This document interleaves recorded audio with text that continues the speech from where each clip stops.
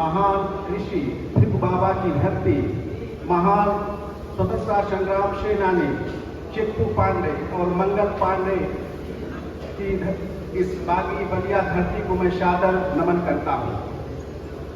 और तत्पश्चात मंच पर उपस्थित समस्त अतिथिगण और प्राथमिक शिक्षक संघ बलिया के हमेशा शिक्षकों के लिए आवाज बुलंद करने वाले श्री जितेंद्र सिंह का मैं हार्दिक आभार व्यक्त करता हूं, जिन्होंने हमें विशेष तौर पर आमंत्रित किया है।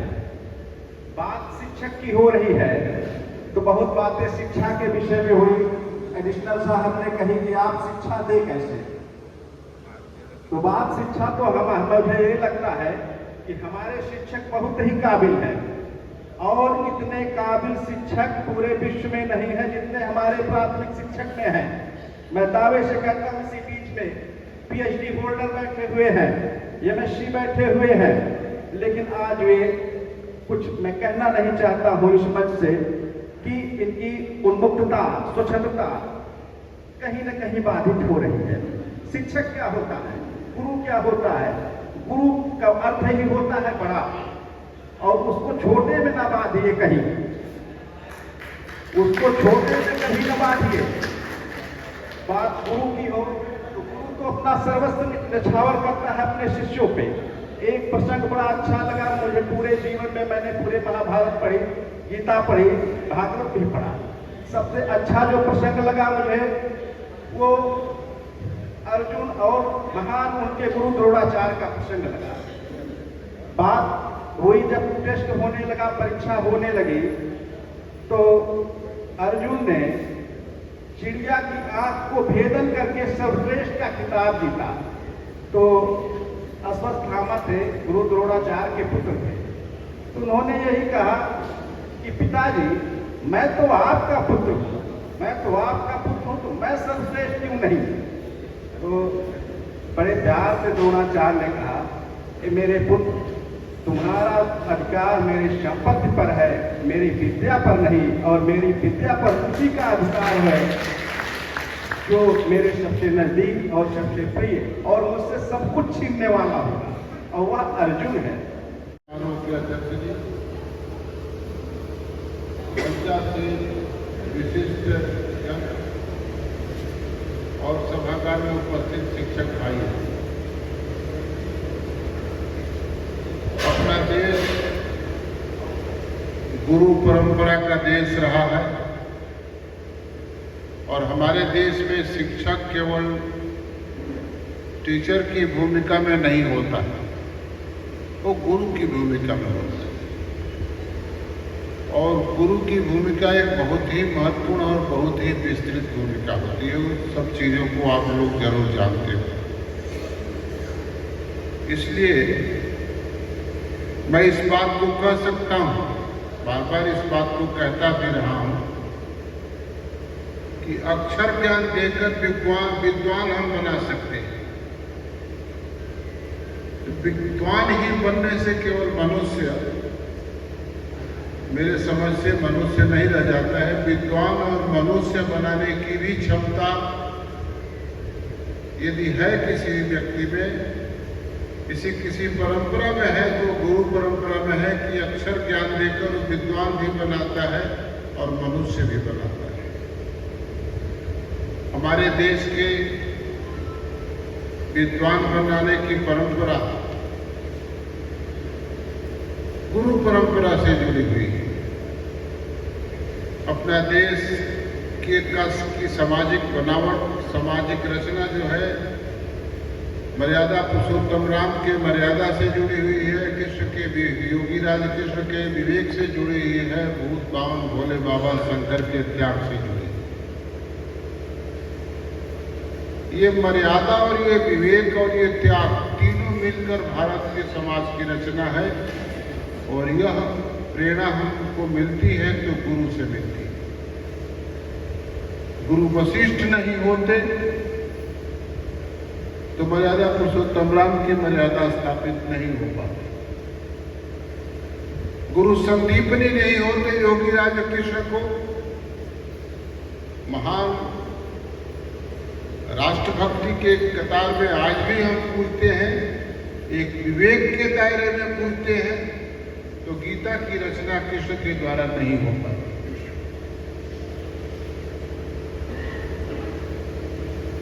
और गुरु द्रोण नहीं होते तो धर्मराज युधिष्ठिर जैसे महारथी को धर्मराज की भूमिका नहीं तय हो पाती। ऐसी सारी चीजों की संभूत भावन भोले बाबा शंकर के त्याग की बात मैं कह रहा हूं।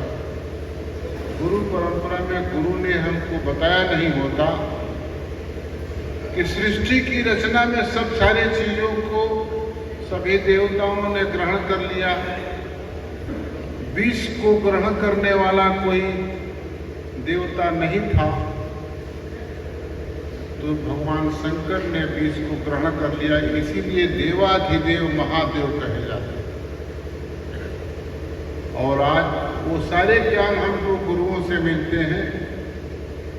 इसलिए मैं कह सकता हूं कि गुरु परंपरा ही हमारे ज्ञान परंपरा को आगे बढ़ाएगी। आज जो आत्मनिर्भर भारत का सपना हम लोग देख रहे हैं, उस आत्मनिर्भर भारत को बनाने का सपना गुरु के ही ज्ञान से हो सकता है। स्वावलंबी भारत, स्वाभिमानी भारत, समृद्ध भारत, भारत में गुरु के ही ज्ञान से हो सकता है। मैं सभी यहाँ उपस्थित गुरुजनों को अपने तरफ से बहुत बहुत प्रणाम करते हुए, और इस सम्मान दिवस पर आज का मौसम अव्यवस्थित हो जाने के कारण से संयोजक लोगों को भी कुछ कठिनाई हो रही है।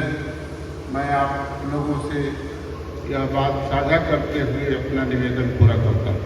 कार्यक्रम के दृष्टिगत मंच पर आसीन हमारे सभी वरिष्ठजन, हमारे सामने तमाम जो उपस्थित शिक्षकगण हैं, हमारी बहनें हैं और मीडिया के लोग हैं, आप सभी का मैं सहर्ष स्वागत करता हूँ। आज का जो कार्यक्रम है इसके बारे में बहुत कुछ बताने की जरूरत नहीं है, सभी आप सब हम लोगों से बेहतर जानते हैं। बस इतना कहना चाहूँगा कि मैं इस कार्यक्रम में दरअसल पूरा बैठ के ये जितने लोग यहाँ उपस्थित हैं, उपाध्याय जी को मैं सुनने के लिए, उपाध्याय जी को मैं बड़ा पसंद करता हूँ और मैं इनको सुनने के लिए ही काफ़ी उत्सुक था। लेकिन पुलिसिया कार्यक्रम ऐसा होता है कि इसमें बहुत सारी चीज़ें आ जाती हैं, जब आपके मन का नहीं होता है। तो मुझे कार्यक्रम में जाना है, तो मैं इसीलिए मुझे शायद पहले मौका भी दे दिया गया है। तो तमाम जो बात मैं कहने जा रहा हूँ उसमें अगर कहीं त्रुटि हो तो क्षमा के साथ मैं अपनी बात को शुरू करूँगा। सबसे पहले तो मैं तिवारी जी को और उनकी जो आयोजन समिति है जो इस तरह के कार्यक्रम को आयोजित कराती है, उनको मेरी तरफ से बहुत बहुत धन्यवाद। मैं चाहूँगा कि वो लोग ऐसे ही कार्यक्रम कराते रहें, ऐसे कार्यक्रमों की ज़रूरत है समाज को। यहाँ तमाम लोग बैठे हुए हैं। अभी मैं एक दिन पढ़ रहा था, कोटा में इस समय आत्महत्या की प्रवृत्ति बहुत बढ़ी हुई है। वैसे भी वहाँ बहुत सारे लोग आत्महत्या कर रहे हैं, बहुत सारे बच्चे, लेकिन इस समय कुछ ज़्यादा हुआ है अभी। तो मैं विचार कर रहा था कि ऐसा क्यों हो रहा है। तो इसमें बहुत सारे लोग बात कर चुके हैं, लेकिन आप शिक्षक हैं और आप लोग यहाँ सभी गुणी लोग बैठे हुए हैं, तो मैं चाहूँगा कि आप लोगों से बात करूँ मैं कि हर बच्चे में कुछ न कुछ अपना गुण होता है। हर बच्चा कुछ स्पेसिफिक होता है। हर बच्चे में डॉक्टर बनने का गुण नहीं होता है, हर बच्चे में इंजीनियर बनने का गुण नहीं होता, हर बच्चे में IPS बनने का गुण नहीं होता है। लेकिन हो सकता है वो बहुत अच्छा सिंगर हो सकता है बहुत अच्छा राइटर हो सकता है वो बहुत अच्छा पॉलिटिशियन हो सकता है साइंटिस्ट हो, तमाम उसके गुण हैं। एक छोटी सी कहानी से इसको भी मैं आपके सामने चित्रित करना चाहूँगा। एक व्यक्ति एक सूटकेस लेकर के एक सर्कस वाले के पास जाता है और उससे कहता है कि मेरे पास एक कुत्ता है जो पियानो बहुत अच्छा बजा लेता है। सर्कस वाला बड़ा खुश हुआ, भाई हमको ऐसे ही चाहते हैं कि ऐसे कलाकार टाइप की चीज़ें हमारे पास रहें, इससे सर्कस में हमारा ज़्यादा सर्कस का नाम उसने कहा जरा दिखाओ। उसने संदूक खोला, एक छोटा सा कुत्ता निकला उसमें से बच्चा, और एक छोटा सा पियानो निकला। पियानो रख दिया और उसने खूबसूरत साज छेड़ा कुत्ते ने, उसने इतना सुंदर बजाया कि सर्कस का मालिक एकदम खुश हो गया। उसको को लगा कि क्या बात है यार, मतलब ये तो गजब, मतलब इसकी कला है। इतने में एक बड़ा सा कुत्ता आया और उसने उस छोटे से कुत्ते को अपने मुंह में दबाया और लेके चला गया। तो सर्कस वाले ने पूछा ये कौन था, तो जो मालिक लेके आया था उसने कहा कि ये इसकी माँ है और ये इस कुत्ते को डॉक्टर बनाना चाहती है। कहने की अर्थ ये है कि हमारे बच्चों में हो सकता है पियानो बजाने का गुण हो, उनको हमको पियानो बजवाना चाहिए, उनसे उनका जो असली गुण है उसको हमको उभारने के लिए वातावरण तैयार करना चाहिए। हर आदमी हर बच्चे को डॉक्टर ही बनाना जरूरी नहीं है और इसकी शुरुआत हमारे घर परिवार से ही होती है। हमारे जीवन दर्शन में हमने जो चीज़ों को देखा है, जितना समझा है, जितना जाना है, मेरा ये मानना है कि जो हम अपने बच्चों को शुरू में बताते हैं, जो पढ़ाते हैं, वो उनके जीवन के जब वो चलते हैं अपने जीवन में, जब एक समय आता है जब निर्णय लेने की स्थिति में होते हैं, तो वो बचपन की चीज़ें उनको याद है। मुझे अच्छे से याद है कि एक नैतिक कहानियाँ किताब हमारे समय में थी, जो मैं पढ़ता था उसमें कुछ कहानियाँ मैंने पढ़ी थी और मुझे दो कहानियाँ मुझे बहुत प्रेरित करती हैं। मैं चाहूँगा कि आप लोग भी अपने बच्चों को उन सब चीज़ों से जोड़ें, क्योंकि केवल आजकल हम आज के कार्यक्रम में मंच पर अन्य सभी हमारे पंचायती सम्मानित सदस्य जो मंच के सामने उपस्थित सम्मानित शिक्षक शिक्षिकाएं, मीडिया जगत से आए, पुलिस विभाग से आए, आप सभी को शिक्षक दिवस की हार्दिक शुभकामनाएं। बहुत एक मीटिंग में जाना है, बहुत ज़्यादा हम समय नहीं दे पाएंगे और सर हमारे दर्शन के एडिशनल एसपी सर हैं, पूरे फिलॉसफी के जानकार हैं, अभी कोई हमें बताया। तो सर राधा कृष्णन जी के बारे में सबसे ज़्यादा जानते होंगे। राधा कृष्णन जी वाकई एक हमारे देश के अगर कहीं कोई एक महान विभूत पैदा हुई है तो उसमें राधा कृष्णन जी थे। एक शिक्षक होते हुए जितने सर्वोच्च पद पर गए, कई यूनिवर्सिटी को चांसलर हुए, रूस में वो भारत के राजदूत रहे, उपराष्ट्रपति रहे, राष्ट्रपति रहे। एक शिक्षक को जितना सम्मान मिलना चाहिए शायद अन्य